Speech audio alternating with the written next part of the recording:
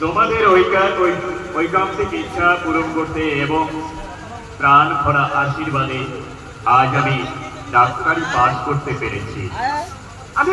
আমি জানতাম বাবা, আমি জানতাম তুই যে এই ভগবান ভক্তকে সত্যের আকাশের একমাত্র ধ্রুব তারা।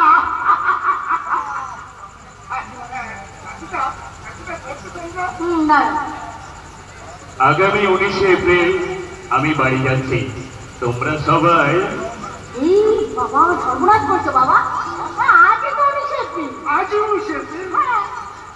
তার মানে আজই কল্যাণ বাড়ি আসছে।